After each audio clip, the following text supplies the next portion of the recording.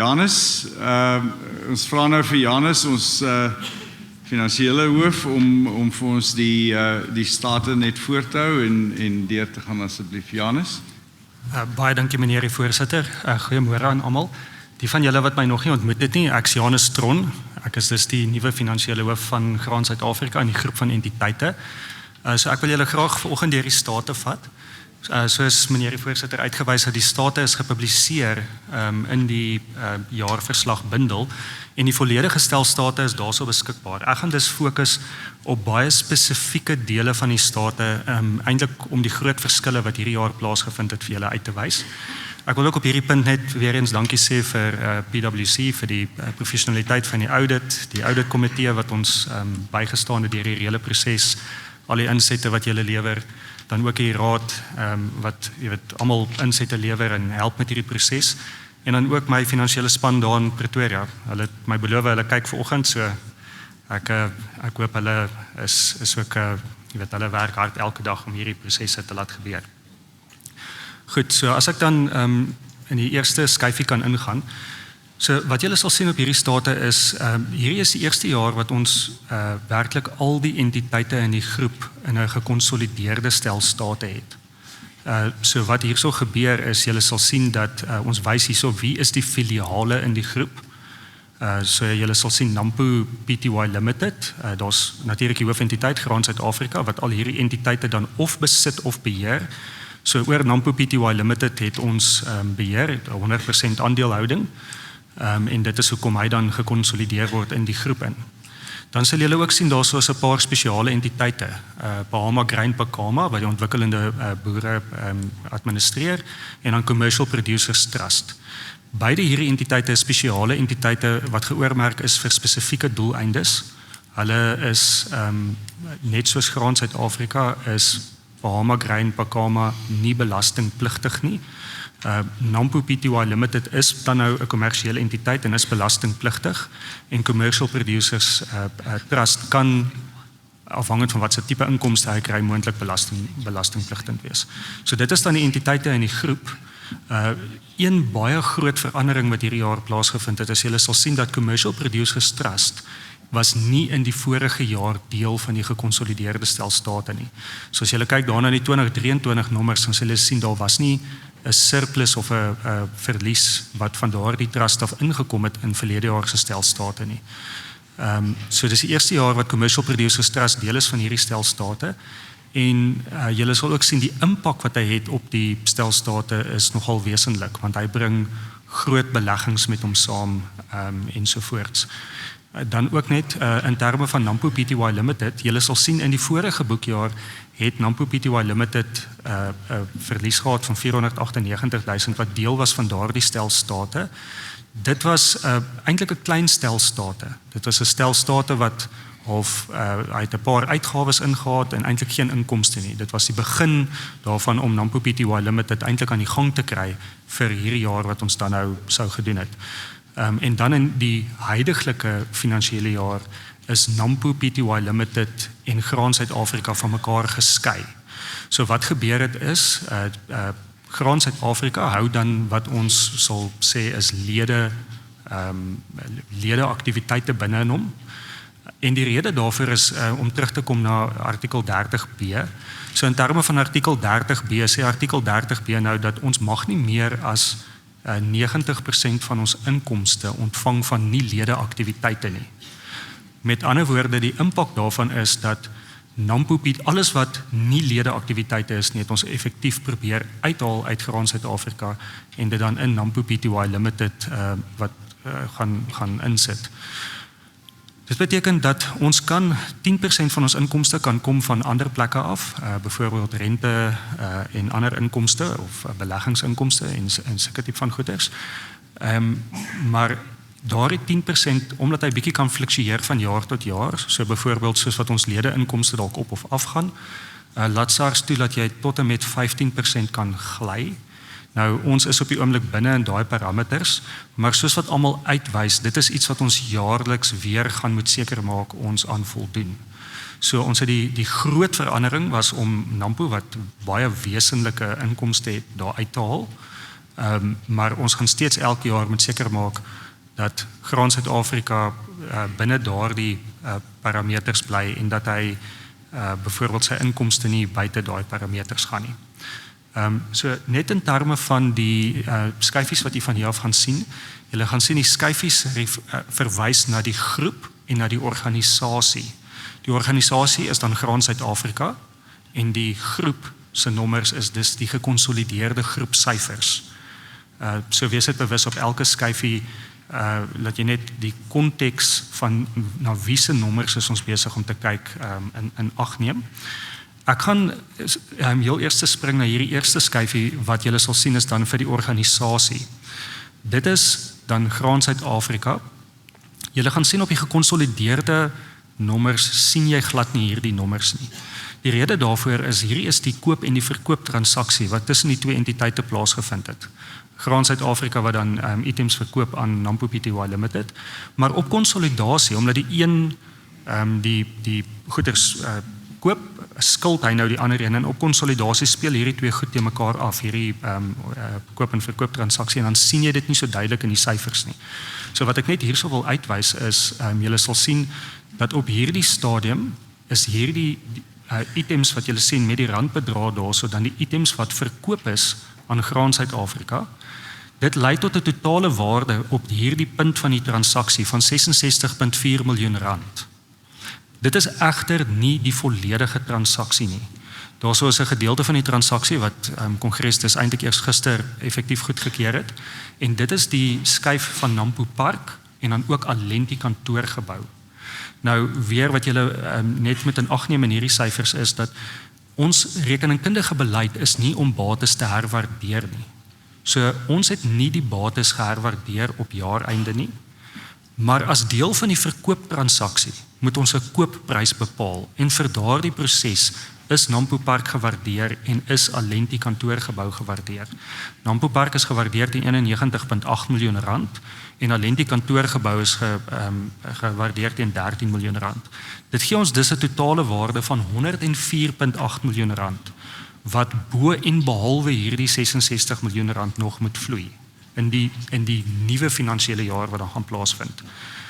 Die 66 miljoen wat julle hierso sien is wat Nampo Pty Limited op hierdie stadium dan alreeds skuld vir Graan Suid-Afrika vir wat hy by hom gekoop het. Nou wat belangrik is, die transaksie gaan dan verpak word dat hierdie 66 miljoen rand word verpak in 'n 50 miljoen rand leningsrekening sodat en op daardie leningsrekening gaan Nampo Pty Limited dan rente betaal aan Graan Suid-Afrika.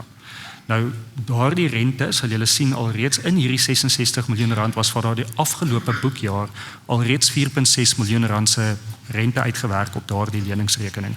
Daardie 4.6 miljoen rand is dan ook alreeds aan Graan Suid-Afrika betaal en daar sal dus dan elke jaar sulke rente wees wat Nampo Pty Limited moet betaal aan Graan Suid-Afrika. Die res van die transaksie bo die 50 miljoen. So die totale transaksiewaarde kom tot 166 miljoen rand. Die res van die transaksie bo die 50 miljoen word dan gedelg met deur die uitreiking van 'n aandeel. En Graan Suid-Afrika gaan dus daardie aandeel besit. En dit is dan hoe hierdie transaksie opgedeel word. So daarso is 'n gedeelte van die transaksie wat dus alreeds in hierdie stelboeke is wat u nou gaan sien, maar daar's ook 'n gedeelte wat in die volgende boekjaar dus gaan invloei. Die impak behalwe die 66 miljoen wat op die state is die impak eintlik klein omdat ons nie die bates herwaardeer het nie en omdat daar die 104 miljoen rand vir die addisionele bates nie op hierdie stadium in die state is nie. So neem ou dit net in gedagte. Goed, dan is ek aanbeweeg na die bates toe. So ek wil net vir julle hierso wys as ons kyk na die eerste lyn.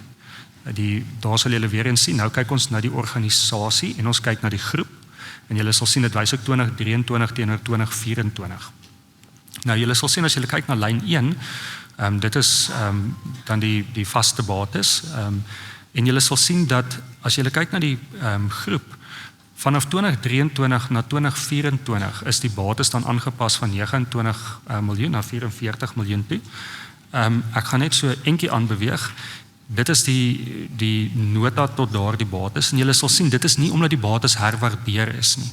Die groot verandering daar deur die jaar is, daar was 18.8 miljoen rand se addisionele bates bygekoop en dit is grootendeels verbeteringe aan Nampo Park gewees. Met ander woorde, dit het nie iets met die koop en verkoop transaksie te doen nie. Dit is werklik nuwe bates wat bekom is deur die groep. Dan as ons kyk op die volgende lyn sal julle sien daarso is ontasbare bates, dis basies rekenaar sagte ware.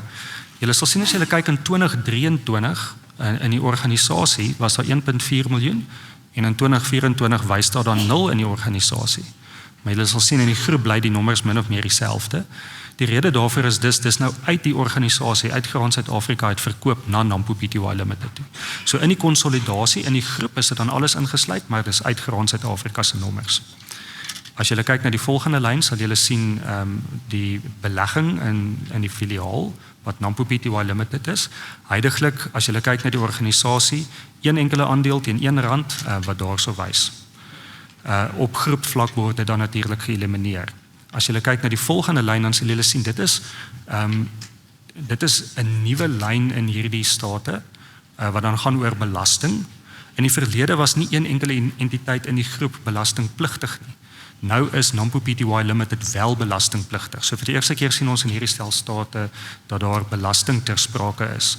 En julle sal sien hierdie lyn is 'n uitgestelde belastingbate. So wat dit beteken is, ons kan in die toekoms sou Nampo Pty Limited byvoorbeeld wins wys en sou daar's ander belastingreëls wat daar inspel.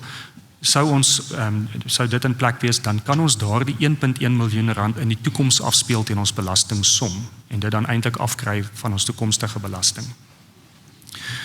As ons dan verder aanbeweeg na ander finansiële bates, dan sal julle sien daarso is 'n enorme sprong in die groep. Dit gaan van 38 miljoen na 117 miljoen. Die groot rede daarvoor is die kommersiële producers trust wat dan bykom. Daardie trust, en ek gaan net gou aanbeweeg na nog 'n net die detail hierso. Julle sal sien as julle kyk na die heel eerste lyn, hy het amper 62 miljoen rand se beleggings wat hy hou, wat dan deel raak van hierdie stel state, wat dan hier inkom. En die grootste deel van daardie sprong is dis as gevolg van dit. So daardie beleggings is ook geoormerk vir baie spesifieke goed. So dis nie geld wat net deur enigiemand in die groep gebruik kan word nie, maar dit is dan deel van hierdie stel state. Dan as jy kyk daarso trust funds of daai fondse wat dit wys oral daarso 0. Die rede daarvoor is as jy gaan kyk na die detail nota aan die state. Dit is fondse wat gehou word, maar wat dan eintlik verskuldig is aan iemand anders. So ons wys die fonds, maar ons wys ook ons skuld dit aan iemand en dan is die net effek daarvan natuurlik 0. Dit gee ons 'n totale langtermynbates van 165 miljoen rand. Dan as ek verder aanbeweeg na die res van die balansstaat toe, sal julle sien as ons kom by die korttermynbates. Hierso gaan ek nie in veel detail ingaan nie. Julle sal sien daar's 'n bietjie handelsvoorraad. Dis maar goeders wat hier op Nampo Park gehou word, diesel en sulke tipe van dinge. Dan is daar debiteure van 27 miljoen op die groep. Julle sal sien as julle kyk na die organisasie, dis dramaties af. 2023 was 14 miljoen, 2024 3.5 miljoen. Maar as julle kyk na die groep se nommers, is dit redelik stabiel, 26 miljoen teenoor 27 miljoen. Die rede weer eens is dat al die nie lede aktiwiteite se debiteure is dus verkoop en geskuif na Nampo Pty Limited toe.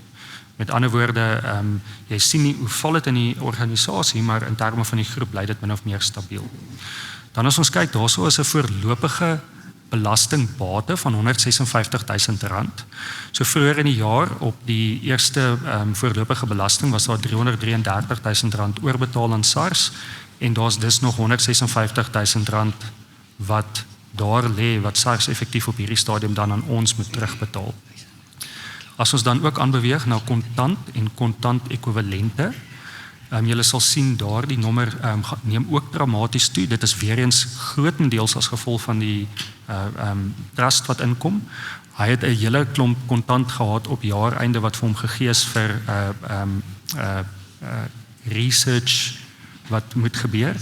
En dis is baie van daai items is amper direk na jaareinde het baie van dit gevloei om dan nou uiting te gee aan die items wat met daai geld moet plaasvind. Dan het ons 'n totale batewaarde oor die groep in 2024 van R250 miljoen. So ek dink in terme van dit is die groep is baie sterk en soos ek sê daardie batewaarde gaan per definisie in die nuwe jaar omdat ons effektief van ons bates herwaardeer dan ook verder toeneem na omtrent 350 miljoen want hy gaan groei met omtrent 100 miljoen. Goed. Dan as ons kyk na die ekwiteit, julle sal sien weer eens die trust het 'n baie groot impak hierso. Trust funds van R56 miljoen wat bykom daarso, wat glad nie in die verlede daar was nie.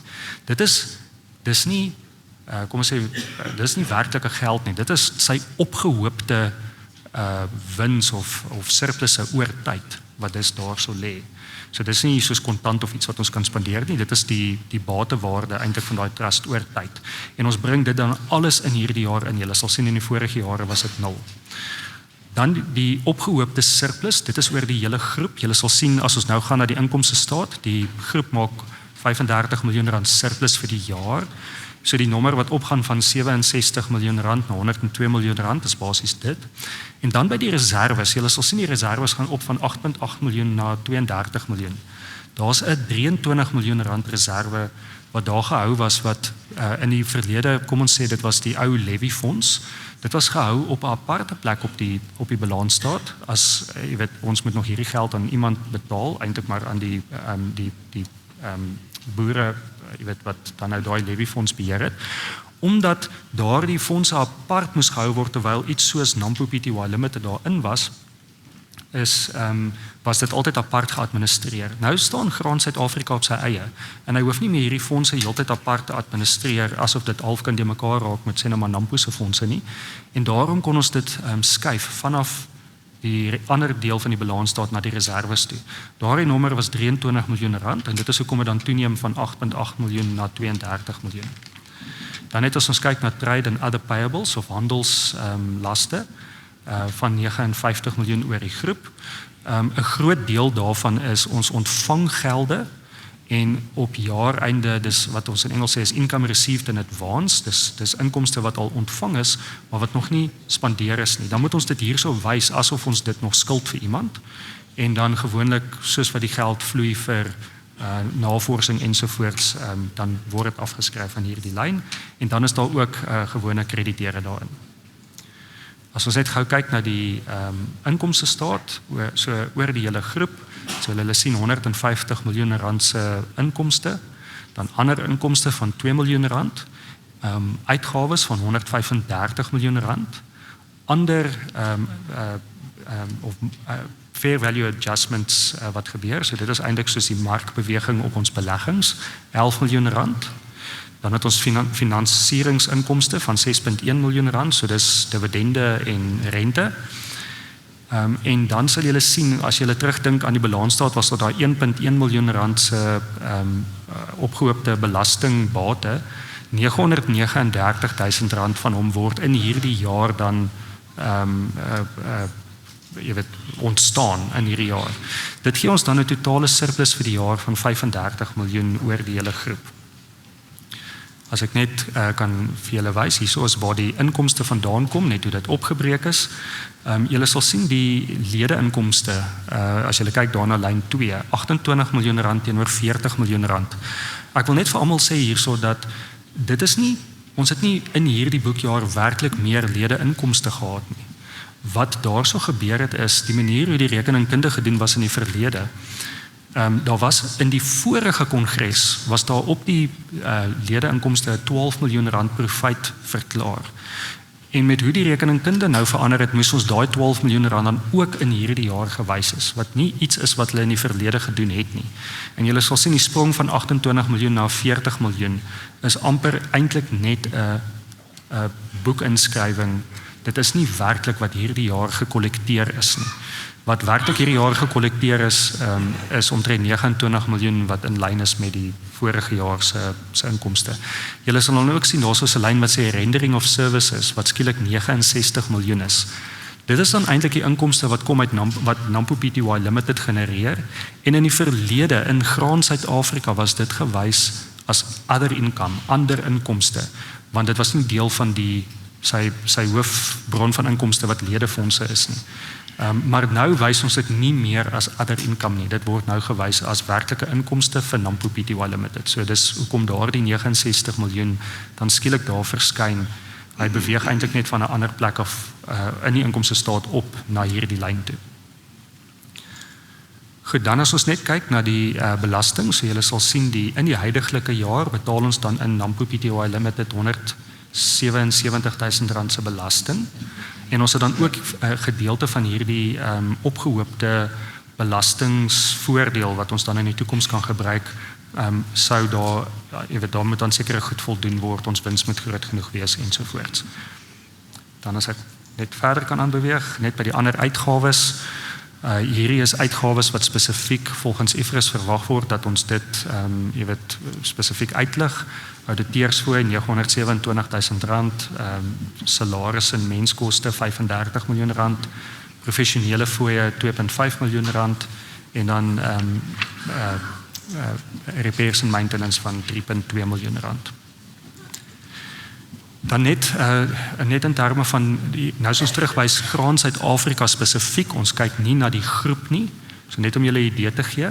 Graan Suid-Afrika spesifiek, as julle kyk daarna die grootste deel, 57,77% van hierdie jaar se inkomste wat daai 40 miljoen was, is dan levy fonds inkomste, die ledegelde. En as julle sien 26% is dan eintlik ledegeld inkomste wat daarso sê wat verwys na die vorige jaar se surplus. So dis wat ek sê, dis iets wat eintlik nie werklik, kom ons sê in hierdie jaar gein is nie. So in hierdie boekjaar, dis 84% van Graan Suid-Afrika se inkomste gekom uit kom ons sê lede fondse. So net so amper by die 85%. Nou as jy terugdink aan ons 10 teenoor 90% waaraan ons moet voldoen, wat kan gly tot by 15,85, dan is ons nou net mooi in daai kerwe. En dit is dan iets wat ons elke jaar gaan moet administreer. Dan net in terme van Graan Suid-Afrika, so hierdie levy inkomste gaan nou in 'n groter pool van inkomste in, en wat dan Graan Suid-Afrika se totale boeke is, en daardie geld word dan in hierdie persentasies gespandeer. So julle sal sien, daar's ons ekonomieprojekte van 22%, 16% van dit het gegaan vir navorsing. Julle sal sien daar is bemarkingsfooie, en dan die kommissie op ledegelde wat gekollekteer word, ensovoorts. Dit is dan die hele stel finansiële state, meneer die voorsitter en raad, as daar enige vrae dalk is.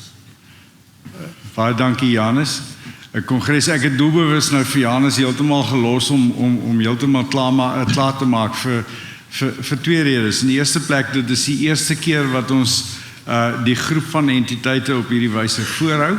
So dit is belangrik vir u vertroue in die organisasie laat die heeltemal blootgestel is aan die detail en hoe die state aan mekaar gesit is en wat die implikasies is. En tweedens om ook Janus self te ervaar en vir jouself te kan bepaal, jy weet, en ervaar hoe bekwaam Janus is en vir my hoop ek dat u as kongres jy weet hierdeur vertroue in die bestuur van die finansies van ons organisasie dan nou sal kry. Ek maak dan die vloer oop vir enige vrae. Microphone 3. Am I audible? You audible? Yes. Good morning. My name is Kenny Khonte. I'm from Region 28. I just needed clarity in relation to the board fees, because when I'm looking at and listening to the presentation, I don't see a separation as to how much cost is it aligned in terms of how many meetings you guys have and what are your fees payables and all that. So if that breakdown can possibly be outlined to us. Thank you. Okay, I just want to help you, right? You're from Region 28, right? Yes. Yeah, so then we talk about, you know, what are our fees and what do we spend? It's not, Grain SA is your organization, it's not somebody else's organization out there.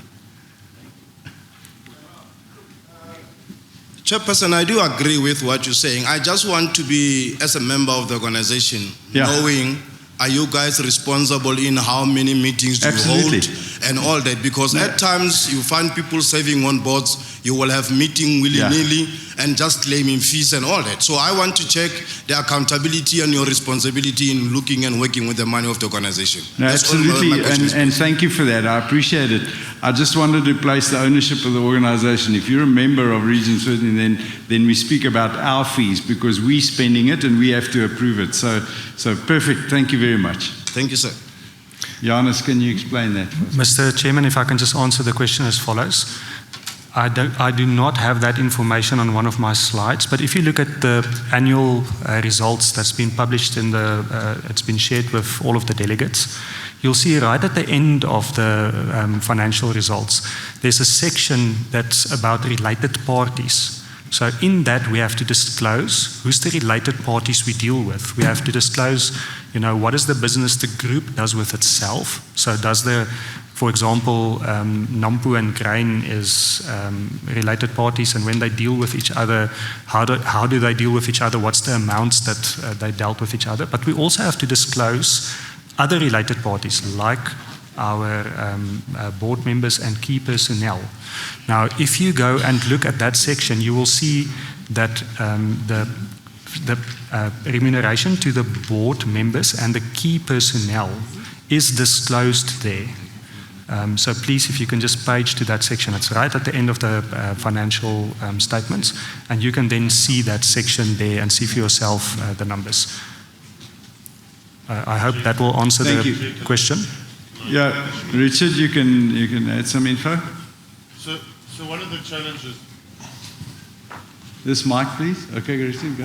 One of the challenges is the size of the board, and the board has reviewed this numerous times and felt that the 33 regions that make up the board is relevant at this stage, and we're going to continue. We've seen over various organizations the reduction in the board number, and that will affect the communication and the structure of our organization. We're not there. This, however, means that when we have board meetings and the personnel are included, it becomes costly. It's a 350,000 Rand exercise approximately to remunerate or reimburse, I should say, the board members on their travel expenses, the staff travel, etc., and then the board gets a stipend. I think the day fee for a regional representative, if I'm not mistaken, is in the region of about 900 Rand per day. And then within the financial statements, and we're transparent and insistent that it gets published, that you all see it, the chairperson and the two vice chairpersons receive an honorarium, and it's detailed in our statements. The work group meetings, because they're smaller of nature, they generally cover a lower cost, and depending where the members of that committee are traveling from, if they need overnight accommodation, that cost can be anywhere from 13 to 40,000 Rand, let's say more or less, depending on the size of that working group and where the meeting's held. Specifically, the board meetings I want to come back to. We've made a conscious decision to expand the commercial activities of NAMPO Pty Limited. This plan included the expansion of the accommodation on the park, that we can hold various events, etc., that there's enough accommodation, and we will focus on that further. We've currently got approximately 50 rooms on Nampo Park. We accommodate staff, etc., for board meetings. This means that the travel is a factor, but we don't have to pay accommodation. It's our own accommodation, and these facilities also get used through the year, and they generate an income for us. So for us as an organization, we thought that was a good strategy to expand that and to reduce the costs of board meetings and meetings, which most of the time when they become extensive, we try to hold them in Nampo Park and not in Pretoria as a cost-saving measure, Bothaville being central for everybody. I hope that answers your question. Thank you, Richard. And if I may add just to that, just to note, directors do not receive directors' remuneration other than reimbursement for direct costs. And as Richard said, the only fees that would then be paid in that regard as honorarium to the chairperson and vice chairpersons. Thank you very much. Does that answer your question, sir?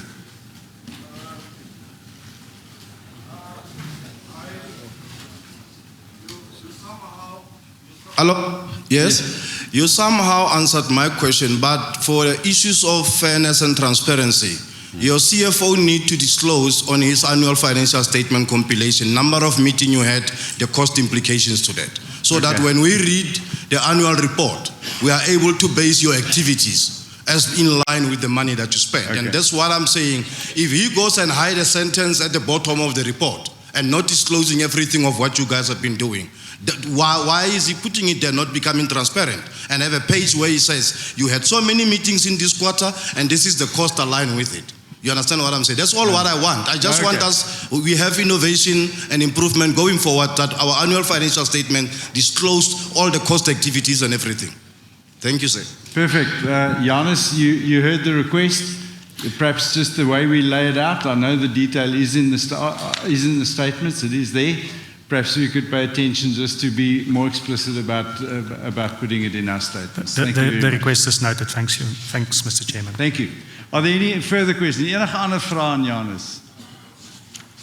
Kongres, ek dink dis presies wat ons wil hê is om te verseker laat ons absoluut deursigtig is en laat elke lid van hierdie organisasie die vrymoedigheid het om die tipe vrae te vra om te weet presies wat gaan aan met ons organisasie. Baie dankie.